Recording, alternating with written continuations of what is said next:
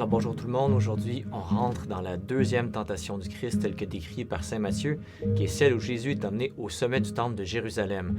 Alors on avait terminé la première tentation avec cette parole de Jésus qui disait « L'homme ne vit pas seulement de pain, mais de toute parole qui sort de la bouche de Dieu ». C'est vraiment intéressant parce qu'il ne dit pas de toute la parole de Dieu, mais de la parole qui sort de la bouche de Dieu. Donc pour Jésus, la parole de Dieu, c'est quelque chose de vivant, c'est quelque chose de relationnel, c'est quelque chose que son Père lui dit à tout instant, soit à sa conscience dans des situations concrètes, soit lorsqu'il la lit, la parole écrite, il la reçoit comme quelque chose d'actuel. Alors, c'est une invitation pour nous à ne pas faire une lecture de l'Écriture qui soit comme une lettre morte, quelque chose qu'on étudie comme un manuscrit, puis qui fige la réalité, parce que c'est vraiment ce que va faire le tentateur. Il va utiliser la parole de Dieu pour essayer de prendre Jésus à défaut. Il va lui dire, « Si tu es le Fils de Dieu, jette-toi en bas. Car il est écrit, il donnera pour toi des ordres à ses anges, et ils te porteront sur leurs mains, de peur que ton pied ne heurte une pierre. » Alors, il va essayer par la parole de Dieu de l'inciter à sauter en bas du temple. C'est vraiment stupide. Alors, Jésus ne le fera pas, mais parce qu'il reconnaît que ce n'est pas la voix de son Père qui lui indique de faire ça, même si c'est la parole de Dieu qui est citée. Donc, ça demande un discernement pour discerner les esprits, savoir d'où viennent nos intuitions, nos idées, nos aspirations, nos appels. Alors, on va s'arrêter à 3 aspects de la parabole ou de l'histoire d'aujourd'hui, dans le fait que Jésus est au-dessus du temple de Jérusalem. Alors, qu'est-ce que ça peut signifier dans notre rapport à l'Église, notre rapport à la religion, pour nous et pour le Christ? On va aussi s'attarder au fait que Jésus va répondre, il est également écrit, « Tu ne mettras pas à l'épreuve le Seigneur ton Dieu. » Alors, on va s'attarder au fait, ça peut être quoi mettre Dieu à l'épreuve, être pour Dieu un tentateur? Qu'est-ce que c'est pour Jésus? Qu'est-ce que c'est pour nous? Et en dernier lieu, le 3e point, c'est s'intéresser à ce que Saint Jean appelait la convoitise du regard, ce qu'on peut appeler aussi la vanité. Donc, comment sortir de ce mécanisme tellement ancré en nous qui nous empêche de vivre pleinement de Dieu. Alors, si je m'arrête à ces 3 points en ce qui concerne Jésus-Christ. Jésus-Christ est au-dessus du temple de Jérusalem, amené là par le tentateur. Jésus pourrait, de par sa vie divine, se penser supérieur à la loi, à la religion, venir écraser ce qui vient avant lui, mais il n'est pas venu abolir, mais accomplir. Donc, il exprime un grand respect pour ce qu'il précède et pour ce qu'il vient accomplir en continuité avec l'Ancien Testament. Et même, il va piquer une sainte colère avec beaucoup de zèle pour chasser les vendeurs du temple, pour montrer le respect qu'il a pour ce lieu, qui est le lieu de la présence de Dieu. Mais en même temps, Jésus n'idolâtre pas le temple parce qu'il va prophétiser sa destruction. Donc, en même temps, Dieu a du respect pour les moyens que Dieu donne dans la foi et en même temps, il montre leurs limites. Il va nous montrer que, ultimement, le but de la religion, c'est d'avoir la présence du Christ en nous et entre nous. Donc, on va y venir tout à l'heure. 2e point, en quoi Jésus n'accepte pas d'être un tentateur pour son Père? Eh bien, dans cette situation-là, si Jésus saute en bas du temple, qu'est-ce qui se passe? Dieu, le Père, est contraint soit de le sauver, effectivement, mais alors il ne fait pas sa volonté à lui, il fait la volonté d'une espèce d'adolescent immature qui fait un power trip, qui veut faire un show à Jérusalem devant l'esplanade du temple. Et puis, s'il ne le sauve pas, eh bien Jésus se casse la figure et il n'y a plus de salut. Alors, on tord un bras à Dieu dans cette situation-là. On lui dit, regarde, là, tu n'as pas le choix de m'obéir. Alors, Jésus refuse d'entrer dans cette dynamique-là et va rester dans l'obéissance filiale. Parce qu'on n'oublie pas que l'enjeu des tentations et de la foi chrétienne, c'est la filiation, se reconnaître comme un enfant de Dieu qui reçoit la vie d'un autre et qui peut ensuite la donner parce qu'il l'a pleinement reçu. Alors, c'est ce qu'on a vu dans la première tentation et c'est ce qui se passe encore dans celle-ci. Donc, Jésus reste fils, il reste obéissant et ne contraint pas son Père à faire des courbettes pour lui faire plaisir. Le 3e point, qui est la vanité ou la convoitise du regard, en ce qui concerne Jésus. Jésus va se battre toute sa vie contre une réputation de superstar, celui qui fait des miracles, celui qui en met plein la vue, parce qu'il est conscient que ce n'est pas le spectacle qui convertit le cœur profond. Le spectacle peut simplement épater les sens, épater le psychisme, mais on peut rester un bout de temps sous l'emprise d'un spectacle et ne pas changer son cœur. Et on le voit d'ailleurs au dimanche des Rameaux, la foule va acclamer Jésus comme son Messie, et 1 semaine plus tard, elle criera « Crucifie-le, crucifie-le ». Alors Jésus, souvent, lorsqu'il fait des miracles, il va avertir les gens de ne pas en parler autour d'eux, de garder ça secret, d'être discret, parce qu'il veut éviter cette étiquette du Jésus superstar. Alors, c'est un avertissement pour nous aussi, dans notre ministère, dans notre vie, de ne pas rechercher la réputation, la reconnaissance ou la gloire humaine. Alors, maintenant qu'on a vu ces 3 points concernant Jésus, on va les aborder un à un concernant notre propre vie. Comment ces tentations nous parlent aujourd'hui. Alors, le premier point, c'était se mettre au-dessus de tout, se mettre au-dessus de la religion, du temple. Alors, en quoi c'est un avertissement pour nous? Je l'ai dit un peu tantôt, les signes sensibles, les moyens que Dieu donne, la tradition, la religion, les rituels, la Bible, sont des moyens qui sont bons, mais qui ne sont pas des finalités. La finalité, c'est l'union avec Dieu. Alors, au ciel, il ne restera plus de Bible. Au ciel, il n'y aura plus de bâtiment église. Au ciel, il ne restera que la communion des saints.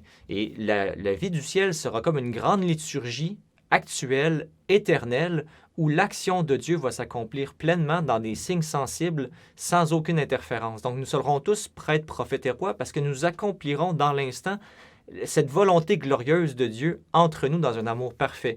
Alors, il ne faut pas idolâtrer la religion, nos bâtiments, idolâtrer nos enseignements, notre façon de voir les choses, parce que Dieu est bien au-delà de tout ce qu'on peut comprendre et saisir. La Bible nous dit que la révélation biblique est une folie pour l'intelligence humaine, l'intelligence blessée par le péché. Alors, lorsqu'on aborde la Bible, il faut vraiment l'aborder avec une simplicité et une ouverture où, dans le fond, on est prêt à entrer dans une relation avec Dieu, à se laisser déranger, à se laisser modeler. Donc, on doit se laisser faire, on doit être ouvert et réceptif. Donc, par rapport au temple, pour terminer, qui sera détruit d'ailleurs, qui n'existe plus le temple de Jérusalem pour les Juifs, et c'est la même chose pour certaines de nos églises qui sont vendues actuellement ou qui sont détruites.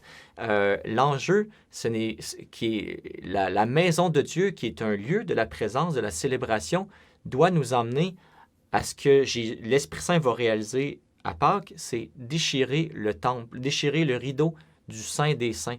Donc, faire que ces moyens que Dieu nous donne pour vivre notre foi doit nous permettre de lever le voile sur ce qu'il dissimule, c'est-à-dire la présence aimante de Dieu, la présence en vérité, pour faire de nous des temples vivants, des temples de Dieu, dont nous formons comme Église, parce que nous ne sommes pas individuellement seulement.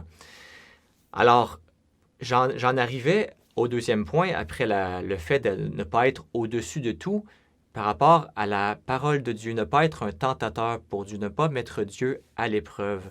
Alors, lisons la parole de Dieu pour connaître qui est Dieu, pour s'intéresser à lui, pas seulement pour voir comment on peut traficoter les choses pour en tirer avantage, pour que, dans le fond, notre relation à Dieu nous permette de tirer notre épingle du jeu.